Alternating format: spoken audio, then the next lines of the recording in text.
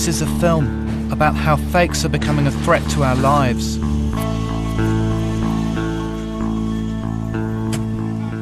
It's for the breast cancer, so we are not talking anymore about Viagra or whatever. We found counterfeit medicines in the pharmacy. So it's time to react. The brands helped create this phenomenon by outsourcing to the East, where work is cheap. 66% of the population live on less than $1 a day in this country. And there's 33% of the population live under 45 cents a day. So that's horrific. Our demand for their goods is now out of control. And so is our demand for their copies. Have a look at the bag on the floor, that's a fake bag. The quality's good, the leather's good, so yeah, it's really, I think it's a very good quality knockoff. This programme goes in search of the criminals behind the fakes trade and uncovers their hidden victims. I totally trusted the chemist to give me the proper medication, so I don't know if they're fake or not. It's hard to tell. It's the story of how counterfeits are taking over the world and the authorities' attempts to stop them.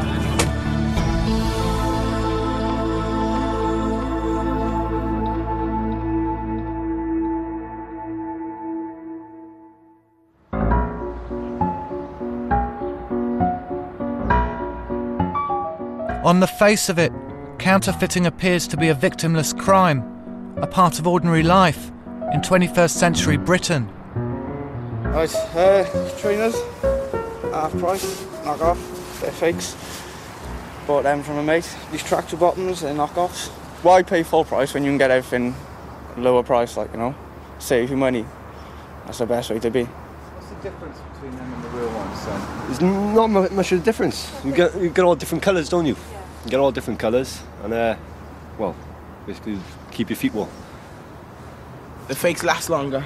Yeah. It doesn't matter if we wreck them either because they're only cheap, you get me?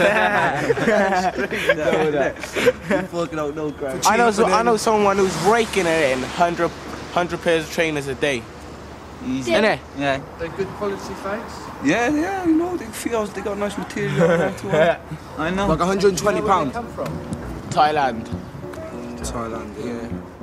The fakes trade is booming because in homes across the country, petty criminals are becoming international businessmen.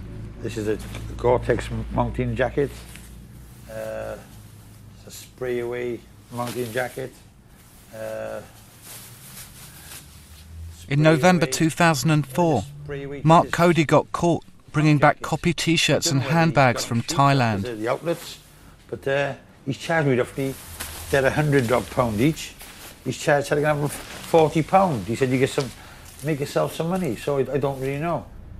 According to the Asset Recovery Squad, he'd made £800,000. I can't live on £59 a week at the moment. That's basically my business card, the big millionaire. But maybe one day, you know, if I can sell 10,000 jackets or 100,000 handbags. The people who buy the fakes are the ones who can't afford the real. They're not affecting the sales because the people who can afford the real will buy the real. So I can't see any of these companies like bag makers, T-shirt makers losing money.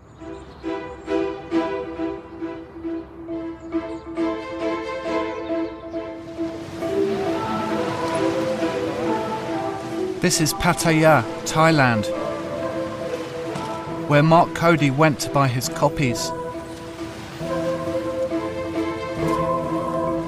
In the last 10 years, it's become a haven for Western package tourists and British expats looking to start a new life. Liverpool, did you see the final? Loser. In the process, it's become the new Costa del Crime. It caters for every wish, desire. Pattaya has it. You know, there's drugs, gambling. You know, you hire a hitman jobby if you wanted one. Property scams, counterfeiting. It's the ideal place to do it. Ex-cop Matt Riley came out here in 2005. Most expats end up supplementing their income by way of counterfeiting. They can set up their own internet website, which will be, you know, your bog standard shopping website with, you know, maybe football shirts, for example. You got your grade A copies, which are 99.5% identical to the originals. They purchase them for just over £2, and they'll sell them for around about 36 US dollars, which is a hell of a markup. The actual logistics of the whole project is phenomenal.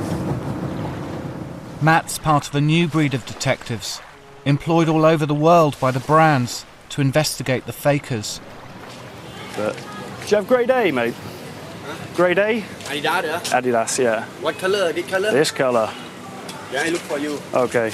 That is a brand new Chelsea shirt, which isn't even released yet. It's released in about 2 weeks' time. He spends his nights buying knockoffs in Thailand's street markets in an attempt to find out who's supplying the copies. Where have the designs come from? Have they come from Chelsea or have they come from the factory? So there's got to be a leak of information somewhere, like all places. But the detectives are often powerless to stop the big counterfeiters because the police here are notoriously corrupt, having grown rich off bribes from the country's criminals. Jesus Christ, the iniquity of us all. Behold, the Lamb of God, which taketh Thanks to corruption, Thailand's become an established base for globalized crime syndicates, trafficking in fakes, drugs, weapons and human beings. Thou shalt see the glory of God. And as more national barriers come crashing down, Says, neither is there salvation at any other, for there is none other. Their influence is spreading. We must be saved, saved, saved, saved, saved.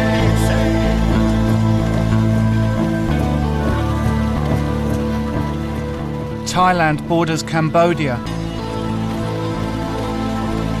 a country that's just opening up to the rest of the world. After decades of civil war and a genocide that wiped out a generation. There's no regulation and no law enforcement in this country. There's nothing. You can just do what you want. The brands are now being made here because the workers are even cheaper than in China.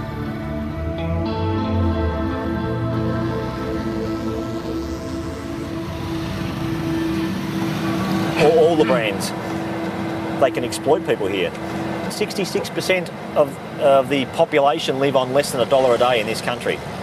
And there's 33% of the population live under 45 cents a day. That's horrific. Despite having a fair pay policy, some of the richest and most famous brands don't even know how their goods are being made in these factories. This big garment factory here, they might hire anything up to 1,000 girls in there, and if they're getting paid $2 a day, well, we'd be very lucky. Because no one's checking, Cambodia is also a perfect place for counterfeiting. About a year and a half ago, there was claims that counterfeit garments were located in Australian stores, and they traced them to this garment factory. If you just go a bit further, just so the guards don't see us. They're useless, really, the police. The fakes factories are under armed guard because the counterfeiters are now buying their workers rather than paying them a pittance.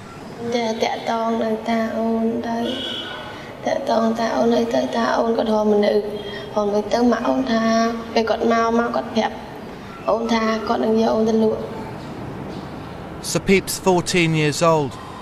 3 months ago, her mother sold her to a Chinese businessman.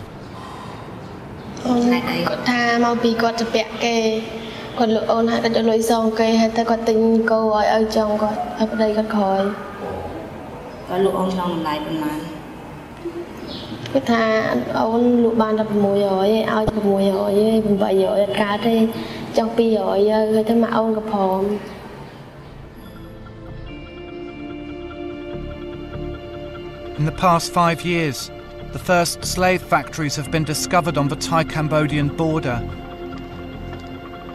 They've changed the lives of a few people who've seen them. To this day, I can still smell the urine and the vomit that was in that factory. Lawyer Ed Kelly couldn't believe what he was witnessing.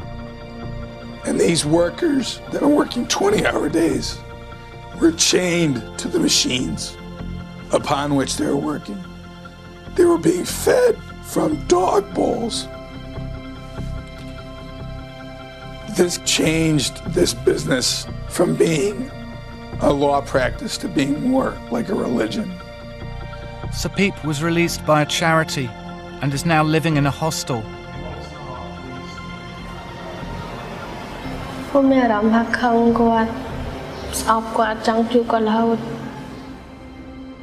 According to the US government, 230,000 people are trafficked through Southeast Asia every year. No one knows how many of them are now working in the fakes industry. After making the fakes in the East, the main challenge for the counterfeiters is smuggling them to the West. America's their top consumer.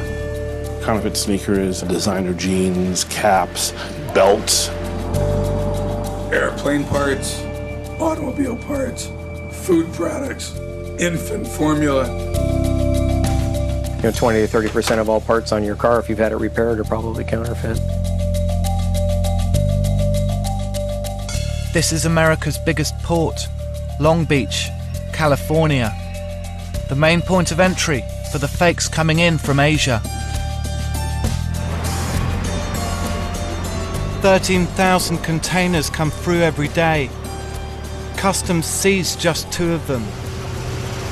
This was manifested as ladies' handbags from China with a value of like $1 each.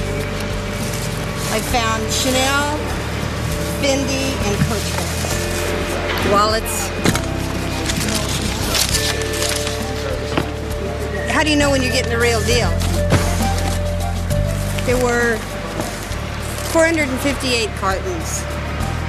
And I have no idea. I have to do an inventory to see how many bags are in each carton. Made in Paris. The box says made in China.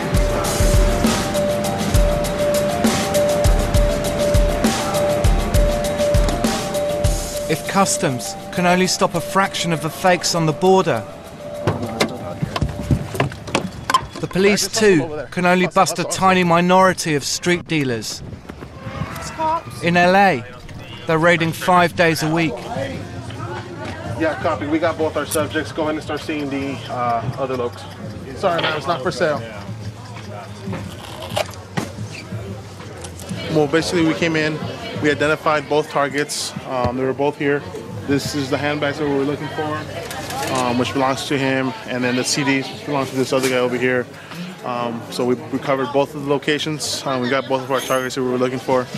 So we did good for the day. You know what? If you put that much effort into doing this, into something else, you probably make more money, bro. The street gangs here have diversified into fakes because the money's better than their traditional business, coke dealing. I don't think it's going to be something that's ever going to stop. It's kind of like drugs. You know, you target a location, you make arrests, you may slow it down, but you'll never stop it. There's way too much money involved in counterfeit for it to just stop. Despite the fact that only the foot soldiers ever get caught, the tactics remain the same, raiding the street dealers and pushing for harsher penalties. For countless small businesses trying to establish their reputations, brand protection has become a necessity. These are counterfeits that we found in LA. I think we took this from some Hezbollah. And we're gonna burn it right now. Jeans maker LRG's knockoffs have turned up all over the world, threatening the company with bankruptcy.